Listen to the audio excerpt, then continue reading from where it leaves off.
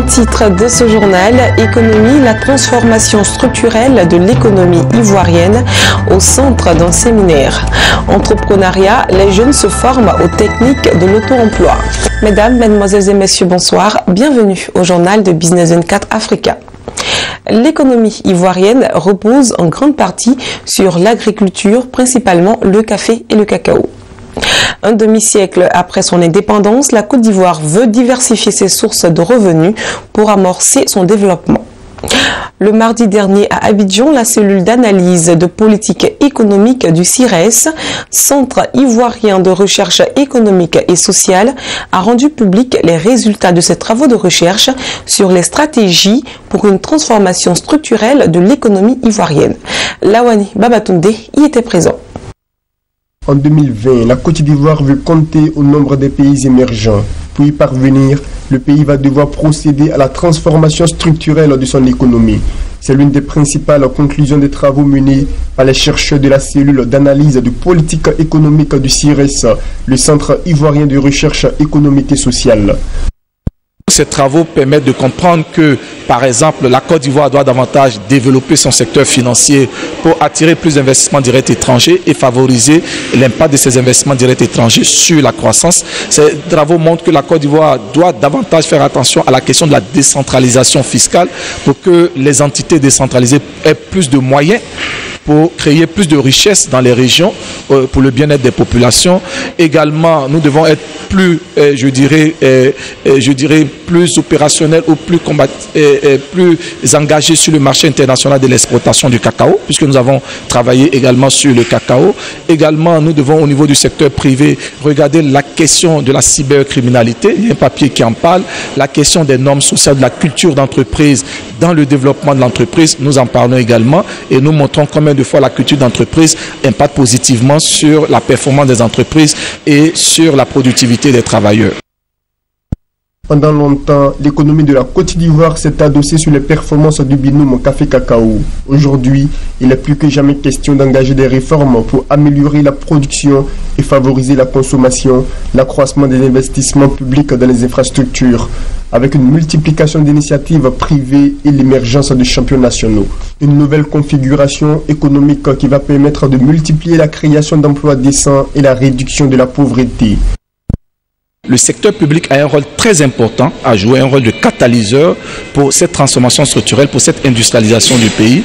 Il y a en même temps le fait que les individus aussi doivent comprendre que nous devons changer de mentalité pour être beaucoup plus travailleurs et que nous devons aussi comprendre qu'il est important de développer les compétences à travers tous les individus. Donc le secteur privé a également son rôle à jouer, à accompagner le secteur public dans cet élan de transformation structurelle, dans cet élan d'industrialisation du pays. Donc je dirais que toutes les parties prenantes, que ce soit le secteur public en tant que catalyseur, en tant que secteur de développement des politiques publiques, et que ce soit le secteur privé en tant que secteur d'investissement, que ce soit les individus, les Ivoiriens, la société civile, en tant que je dirais le potentiel de production.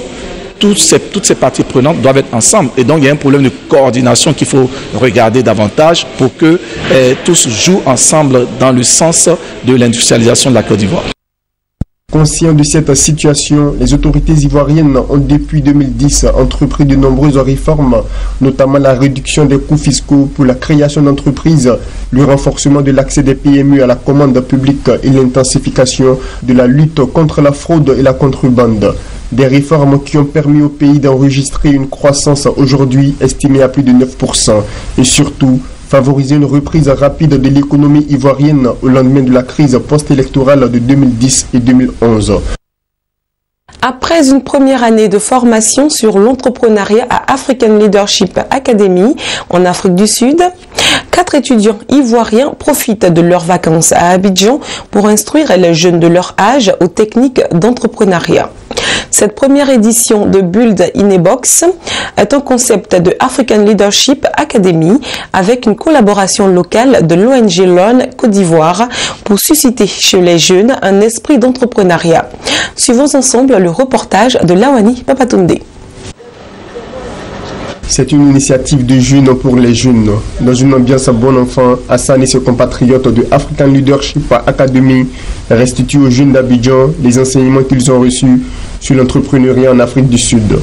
À l'aide d'exercices pratiques, ces jeunes formateurs ont instruit leurs camarades sur le BULT, un acronyme de 5 lettres qui résume le parcours d'un entrepreneur avant la réalisation de son projet. Nous sommes venus partager avec nos amis, nos chers amis de notre communauté, un concept qu'on appelle le BULT modèle. En gros, c'est un concept qui permet de canaliser l'esprit d'innovation des jeunes. Parce qu'on constate que maintenant, il y a certains jeunes qui veulent innover, qui veulent créer des entreprises pour leur communauté. Mais il se trouve que ça échoue. Pourquoi? Parce qu'ils n'ont pas identifié vraiment le besoin de la communauté. Voilà. Ou bien il se trouve qu'ils n'ont pas assez de ressources à la fin. En temps, ils doivent créer une entreprise qui leur permet en même temps d'aider leur communauté et aussi de gagner un revenu. Cette première édition du camp de formation des jeunes aux techniques d'entrepreneuriat a été rendue possible à Abidjan avec le concours de Ayon Côte d'Ivoire. Cette organisation non gouvernementale partage la vision de African Leadership Academy. Nous attendons pour nous que les participants véritablement ressortent de là très outillés et qu'ils soient véritablement affûtés pour la question de l'entrepreneuriat. Nous voulons également que de nouveaux entrepreneurs naissent après ce camp-là et que nous puissions les accompagner vers la réalisation de certains projets pour qu'eux aussi participent au développement de leur communauté, du pays et puis à la dynamique de l'émergence qui est enclenchée par le président de la République. Après 2 jours de formation, les participants se prononcent sur les enseignements reçus de leurs camarades. Elle est très instructive, très appropriée pour nous les élèves. Je retiens que si on a un rêve, il faut foncer, ne pas se décourager. Cette formation est bienvenue parce que au sortir de cette formation, on pourra au moins savoir ce que c'est que l'entrepreneuriat et avoir au moins les démarches pour être entrepreneur. J'ai appris beaucoup de choses. C'est vraiment une formation qui m'est bénéfique. J'avais beaucoup de termes que je ne connaissais pas et que je viens d'apprendre et tout. En tout cas, je suis ravie d'avoir participé. On souhaite qu'il y ait plusieurs fois ce genre de formation ici parce que ça nous aidera à mieux entreprendre. Entreprendre, c'est ce qui est dans ma tête depuis très longtemps et je pense qu'avec cette formation, j'ai essayé d'affiner les techniques et j'ai appris plein de choses. Alors, très prochainement, je vais essayer de mettre en place des projets et puis essayer d'avancer avec des jeunes frères que j'ai connus ici. L'entrepreneuriat, c'est notre seule porte de sortie. Il faut qu'on entreprenne pour se prendre en charge, créer quelque chose qui nous fait rentrer de l'argent forcément et puis pouvoir se développer, employer d'autres jeunes, pouvoir travailler avec nous et puis faire grandir le pays pour accompagner l'émergence de 2020. On a créé, mes amis et moi, une télévision en ligne, Ose Télévision, qui émet sans vouloir faire de publicité. Donc je pense que déjà, j'ai cet esprit-là et c'est pour cela justement que je veux accompagner l'initiative. À l'image de la Côte d'Ivoire, cette formation est organisée à travers 18 pays africains pour faire de l'entrepreneuriat une réponse durable au chômage en Afrique, un problème qui touche particulièrement les jeunes sur le continent. À présent, l'information en bref. L'Association internationale du transport aérien IATA a suspendu ses activités avec la compagnie aérienne Sifax Airlines. Elle a demandé aux autres compagnies aériennes et voyagistes agréés auprès d'elle de suspendre leurs opérations avec le transporteur tunisien. Cette information a été révélée ce mercredi 29 juillet par l'agence officielle Tunis Afrique Presse.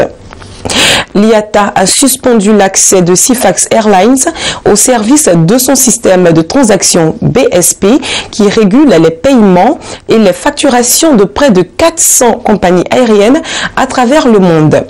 Elle a demandé aux opérateurs agréés d'arrêter la billetterie et les transactions financières avec Sifax Airlines. Achevons les informations bref avec Barclays. Barclays Africa a annoncé le 29 juillet sur la bourse de Johannesburg des performances positives pour le compte du premier semestre s'achevant au 30 juin 2015 avec un dividende net par action attendu à 4,5 rounds. Un chiffre qui s'inscrit en hausse de 13% comparé à celui de la même période en 2014. Cette performance globale a été tirée par une robuste croissance des opérations du groupe sur le reste de l'Afrique, où les revenus bruts par action ont progressé de 22% pour atteindre 1,2 milliard de rounds, soit 95,28 millions de dollars, contre une progression plus faible sur le marché sud-africain, 8% seulement, mais qui s'établit quand même à 5,5 milliards de rounds, environ 435 millions de dollars. C'est cette information que ce journal prend fin. Merci à tous de nous avoir suivis. Très bonne suite de programme sur Business 24 Africa.